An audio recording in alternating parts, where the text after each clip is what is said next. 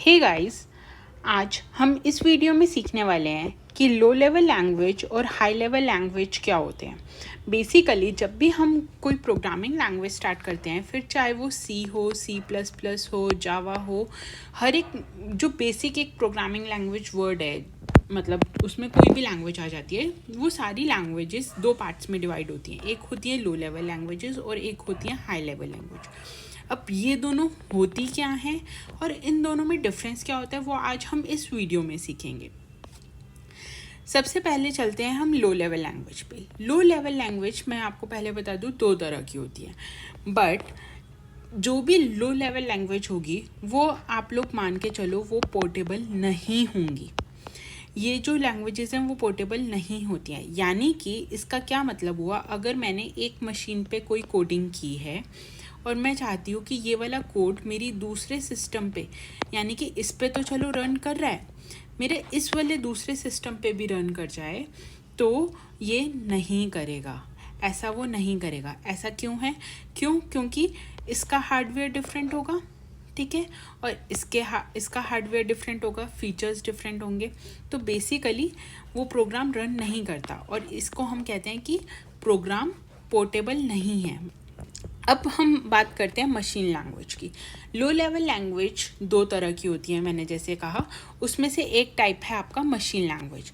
Machine से आप लोग को क्या समझ आता है? वर्ड समझ आता है कंप्यूटर, राइट। कंप्यूटर हमारी एक मशीन है और कंप्यूटर की क्या लैंग्वेज है? वो है 0 and 1। ये बेसिकली हम लोग को पता है और मे बी जो बिगनर्स हैं उन लोग को नहीं पता, लेकिन जो कंप्यूटर की लैंग्वेज है वो 0 और 1 है। बिगनर्स के लिए मैं बता दूं कि जैसे कि अगर मेरे को कंप्यूटर में वर्ड लिखना है सृष्टि, ये चीज़ हमारे लिए तो मेरे को समझ आ रही है कि मैंने वर्ड सृष्टि लिखा, लेकिन कंप्यूटर को ये सृष्टि वर्ड समझ नहीं आता। कंप्यूटर के लिए इस वर्ड को उसको 110010 मतलब इसकी टर्म्स में कन्वर्ट करना होगा, तभी उसको समझ आएगा। यानी कि ये 1 और ये 0, ये इसके दो अल्फ़ाबेट्स हैं कंप्यूटर के पास। कंप्यूटर के पास सिर्फ दो ही अल्फ़ाबेट्स हैं, 1 and 0। आई होप इतना क्लियर हो आप लोग को। तो कंप्यूटर को ये चीज़ समझ नहीं आती जब तक हम 1 और 0 के उसमें नहीं लिखेंगे। तो अब ऑब्वियसली जब मशीन लैंग्वेज है, ये जो मशीन लैंग्वेज है, अगर इसको मैंने 0 और 1 की फॉर्म में मेरे को पूरा का पूरा प्रोग्राम लिखना पड़ जाए इतना, क्या मैं लिख सकती हूँ? नहीं, मैं नहीं लिख सकती। क्यों? बहुत मुश्किल है यार। कौन ऐसे बस 0 1 0 0 0 0 1 ऐसे में पूरा लिखेगा? मुश्किल है बहुत मेरे लिए। तो यानी कि जो मशीन लेवल लैंग्वेज है वो हमारे लिए एक तो डिफ़िकल्ट है, राइट। दूसरी, इसको 0101 ऐसे पूरी स्ट्रिंग होगी तो इसको मेंटेन करना बहुत डिफ़िकल्ट है, राइट। इसको मेंटेन करना बहुत डिफ़िकल्ट है। थर्ड, अब जब ऐसे कोई स्ट्रिंग्स होंगी इतनी लंबी सी, तो क्या इसमें एरर्स फाइंड करना इजी होगा? नहीं होगा। तो यानी कि इसमें एरर्स ढूंढने भी बहुत मुश्किल है। तो ये हमारे बेसिकली 2 और 3 और ये 4th कि पोर्टेबल नहीं है, ये हमारे 4 ड्रॉबैक्स हैं मशीन लेवल लैंग्वेज के, क्योंकि हम उसको यूज़ क्यों नहीं करते हैं प्रोग्रामिंग के लिए, लो लेवल लैंग्वेज के लिए। आई होप आप लोग को ये क्लियर हो गया हो। Moving on to the next low level language, एक और हमारे पास लो लेवल लैंग्वेज होती है जो कि होती है असेंबली लैंग्वेज। अब कहने को है तो ये भी लो लेवल लैंग्वेज, बट ये हल्की सी मॉडिफाइड है, ज़रा सा मॉडिफाइड वर्जन है। क्यों? क्योंकि इसमें ना हम ज़रा से अपने इंग्लिश टाइप्स वर्ड्स बोल लेते हैं। जैसे कि मैंने बोला ऐड, 2 नंबर्स का ऐड करना है तो मैं ऐड वर्ड यूज़ कर लूँगी। अगर मेरे को एक नंबर को एक जगह से दूसरी जगह मूव करवाना है या किसी चीज़ को मूव करवाना है तो मैं मूव वर्ड यूज़ कर लूँगी। 2 चीज़ों का सम करवाना है तो मैं सम वर्ड यूज़ कर लूँगी। तो ऐसे मैं इसमें ये सारे वर्ड्स यूज़ कर सकती हूँ, राइट। तो ये हल्की सी मॉडिफाइड वर्जन होता है, ठीक है, मशीन लैंग्वेज से। बट इसमें क्या दिक्कत है, मैंने लिखा ऐड 3 5, मतलब 3 और 5 को ऐड करो। अब ये जो ऐड वर्ड है ये मेरे को तो समझ आ रहा है, मेरे लिए तो ईजी हो गया, बट लेकिन कंप्यूटर को समझ नहीं आ सकता, कंप्यूटर नहीं समझेगा। इसके लिए हमें क्या करना पड़ेगा, एक ट्रांसलेटर लेंगे हम। क्या लेंगे, एक ट्रांसलेटर। वो क्या करेगा, इसको मशीन लैंग्वेज में कन्वर्ट कर देगा, जो कंप्यूटर को समझ आती है, जिससे कि कंप्यूटर इसको रन कर पाए। अब आप कहोगे कि यार बीच में तो ट्रांसलेटर काम कर रहा है, कंप्यूटर की लैंग्वेज में कन्वर्ट कर रहा है, फिर क्यों ये पोर्टेबल नहीं है? ये तो पोर्टेबल होनी चाहिए थी। आप तो कह रहे हो ये भी पोर्टेबल नहीं है, क्योंकि आपने तो कहा कि लो लेवल लैंग्वेजेस सारी पोर्टेबल नहीं होती हैं। ये पोर्टेबल क्यों नहीं है, इसका भी एक रीज़न है जो मैं आपको बताती हूँ। ये जो 3 और 5 इसका डेटा है, राइट, ये कहाँ स्टोर होता है? ये स्टोर होता है CPU रजिस्टर्स में, ठीक है।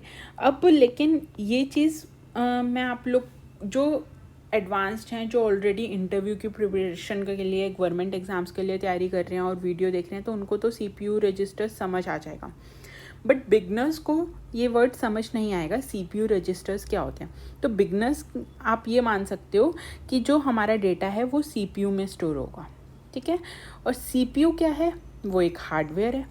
तो हर एक का जो CPU रजिस्टर में जब डेटा स्टोर होगा तो वो हार्डवेयर हर एक कंप्यूटर का अलग होगा, इस कंप्यूटर का अलग, इस कंप्यूटर का अलग हो सकता है हार्डवेयर। तो ये डेटा तो क्योंकि यहाँ पे स्टोर हो रहा था, राइट। तो इस वजह से जब यहाँ पे एक कंप्यूटर अलग है, एक कंप्यूटर अलग है, पोर्टेबल हो ही नहीं सकती। यही तो रीज़न था हमारा पोर्टेबिलिटी का, ठीक है। तो इसलिए ये भी लैंग्वेज हमारी पोर्टेबल नहीं है। एक चीज़ मैं आप लोग को बता दूँ, जो मैं अभी यहाँ पे क्लियर कर चुकी हूँ, बट अभी आगे वीडियो में भी दोबारा एक बार क्लियर करूँगी। यहाँ पे मैंने आप लोग को बोला कि एक ट्रांसलेटर लगता है, जैसे ये मैंने एक इंग्लिश टाइप वर्ड में लिखा है, तो यहाँ पे एक ट्रांसलेटर लगेगा जो कि किस में कन्वर्ट करेगा, मशीन लैंग्वेज में। ये जो ट्रांसलेटर होता है असेंबली लैंग्वेज के लिए, उस ट्रांसलेटर का नाम क्या है, असेंबलर। ये शायद राइटिंग दोबारा समझ नहीं लग रही है, बट आगे वीडियो में है तो आप देख सकते हैं, उसमें आपको अच्छे से समझ आ जाएगा, राइट। तो अब हम आगे चलते हैं हाई लेवल लैंग्वेज के लिए। अब हाई लेवल लैंग्वेज जो है वो मशीन इंडिपेंडेंट है। मशीन इंडिपेंडेंट यानी अगर मेरे पास 2 सिस्टम्स हैं, 4 हैं, 5 हैं, जितने भी हैं, अगर मैंने इसमें कोड किया है और रन इसमें करना चाहूँ, इसमें करना चाहूँ, किसी में भी रन हो जाएगा, कोई प्रॉब्लम नहीं आएगी, राइट। तो इसलिए ये क्या है, मशीन इंडिपेंडेंट है। इसको हम बोलते हैं मशीन इंडिपेंडेंट, और हम इसको क्या बोलते हैं कि ये पोर्टेबल लैंग्वेज है। और ये हाई लेवल लैंग्वेजेस कौन कौन सी होती हैं? एक होती है पास्कल, कोबोल, फोर्ट्रान, एंड इनके अलावा होती है हमारे पास C++, जावा। ये भी हमारी पोर्टेबल लैंग्वेजेस हैं, मशीन इंडिपेंडेंट लैंग्वेजेस हैं, हाई लेवल लैंग्वेजेस हैं। आई होप आप लोग को इतना क्लियर हो गया। अब हाई लेवल लैंग्वेजेस क्या होती हैं ये तो हमें पता चल गया, मैम ने बता दिया हमें कि हाई लेवल लैंग्वेजेस जो हैं वो तो पोर्टेबल होती हैं। अगर एक सिस्टम पे किया दूसरे सिस्टम पे रन हो जाएगी। बट लेकिन हाई लेवल लैंग्वेजेस होती क्या हैं? हाई लेवल लैंग्वेजेस होती हैं यानी कि हमने इंग्लिश टाइप, जिसमें हम सबसे ज़्यादा कंफर्टेबल हैं, ठीक है, उस लैंग्वेज में हमने कोडिंग की। अब ये जो हमने कोडिंग की इस लैंग्वेज में, ये क्या कंप्यूटर सिस्टम को समझ आएगी? नहीं आएगी। कंप्यूटर तो क्योंकि 0-1 की भाषा समझता है, तो ये तो समझ नहीं आएगी। तो बेसिकली होगा क्या, जो हमने ये कोडिंग की हाई लेवल लैंग्वेज में, ये कन्वर्ट करेगा, ये ट्रांसलेटर के पास जाएगा, ट्रांसलेटर इसको ट्रांसलेट करेगा और कन्वर्ट कर देगा मशीन लैंग्वेज में, यानी कि 0-1 की फॉर्म में, और फिर उसके बाद उसको वो रन कर देगा। तो अब मैं कहीं पे भी ये लैंग्वेज लिखूँ, जिस भी सिस्टम में जाऊँगी वहाँ का ट्रांसलेटर उसको ट्रांसलेट करके मशीन लैंग्वेज में कन्वर्ट कर देगा। तो आप लोग को समझ आ गया कि हाई लेवल लैंग्वेज कैसे वर्क करती है। अब ट्रांसलेटर होते कितने टाइप के? ट्रांसलेटर हमारे पास होते हैं 3 टाइप के।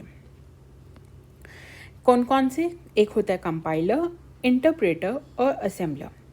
ये मैंने आपको बताया था अभी पीछे अपनी उसमें लो लेवल लैंग्वेज में, जब हम असेंबली लैंग्वेज का कर रहे थे पार्ट, कि असेंबली लैंग्वेज जो है जब वो मशीन लैंग्वेज में कन्वर्ट होती है तो बीच में हम लोग को क्या चाहिए उसके लिए? Translator.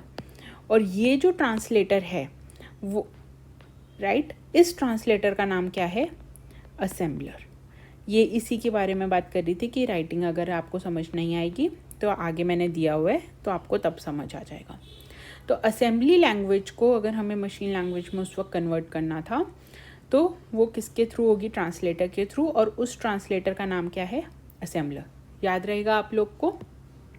Moving on to the next part, right. तो कंपाइलर और इंटरप्रेटर क्या करेगा? अब यहाँ पे ध्यान से सुनना, कोई भी प्रोग्राम है, एक मैंने प्रोग्राम लिखा, ठीक है, उसमें बहुत सारी लाइंस होंगी, मतलब जो भी मैंने लिखा उसमें इस पूरी लाइंस को वो एक बार कन्वर्ट करेगा, चेक करेगा कि कहीं इनमें कोई एरर तो नहीं है। अगर एरर होगा तो वो एक साथ पूरे प्रोग्राम के सारे एरर शो कर देगा, ठीक है। हो सकता है कुछ उससे मिस भी हो जाए एक बारी में, ये भी हो सकता है। तो उसने यहाँ पे सारे एरर्स यहाँ पे शो कर दिए। जब मैंने इन एरर्स को सॉल्व कर दिया तब वो क्या करेगा? इसको ट्रांसलेटर क्या करेगा? कन्वर्ट कर देगा यहाँ पे मशीन लैंग्वेज में, राइट। तो उसने क्या किया? एक ही बारी में पूरा प्रोग्राम कन्वर्ट कर दिया। अब यहाँ पे समझने वाली बात क्या है, जो मैंने इंग्लिश टाइप लैंग्वेज लिखी ये तो मेरी हाई लेवल लैंग्वेज थी। ये जो हाई लेवल लैंग्वेज है इसको तो हम लोग बोलते हैं, जो हमने प्रोग्राम लिखा उसको हम लोग बोलते हैं सोर्स प्रोग्राम, ठीक है। जब वो ट्रांसलेट होने के बाद कन्वर्ट हो गया मशीन लैंग्वेज में, 01 की लैंग्वेज में कन्वर्ट हो गया, उसको हम लोग बोलते हैं ऑब्जेक्ट प्रोग्राम, ठीक है। याद रहेगा आप लोग को। ये क्या कर रहा है? ये बस ध्यान रखना कि एक ही बारी में पूरा का पूरा कन्वर्ट कर रहा है। अब इंटरप्रेटर क्या करता है मैम? राइट, इंटरप्रेटर क्या करेगा? मेरे पास ये प्रोग्राम है, करेगा तो सेम ही चीज़। वो भी क्या कर रहा है? सोर्स प्रोग्राम यहाँ पे है हमारा, राइट, उसको ऑब्जेक्ट प्रोग्राम में कन्वर्ट कर रहा है। ये हमारा ऑब्जेक्ट प्रोग्राम है और ये हमारी क्या है? मशीन लैंग्वेज 01 की लैंग्वेज है। बट फिर फ़र्क क्या है? फ़र्क ये है, जब भी इंटरप्रेटर के साथ हम वर्क करते हैं तो वो क्या करेगा? पहली लाइन को पहले चेक करेगा, इसमें कोई एरर तो नहीं है, नहीं है, कोई एरर नहीं है, ये सही है, इसको कन्वर्ट कर देगा मशीन लैंग्वेज में। फिर उसके बाद सेकंड के पास जाएगा, इसमें तो यहाँ पे तो इसको एरर मिल गया, ये एरर है, ये यहीं पे हमें एरर शो कर देगा। आगे की लाइंस को चेक ही नहीं करेगा, इनको चेक ही नहीं करेगा, यहीं पे एरर शो कर देगा। जब तक मैं इसको ठीक नहीं करूँगी तब तक वो इसको मशीन लैंग्वेज में कन्वर्ट नहीं करेगा। तो बेसिक डिफरेंस आप लोग को समझ आया कंपाइलर और इंटरप्रेटर में, कि जो कंपाइलर है वो क्या कर रहा है? होल प्रोग्राम, पूरे प्रोग्राम को एक ही बारी में कन्वर्ट कर देता है, यानी कि सोर्स प्रोग्राम को ऑब्जेक्ट प्रोग्राम में कन्वर्ट कर देता है। वेयर एज अगर मैं इंटरप्रेटर की बात करूं तो इंटरप्रेटर क्या करता है? लाइन बाय लाइन कन्वर्ट करता है, ठीक है, किसको? सोर्स प्रोग्राम को ऑब्जेक्ट प्रोग्राम में। किसमें? ऑब्जेक्ट प्रोग्राम में।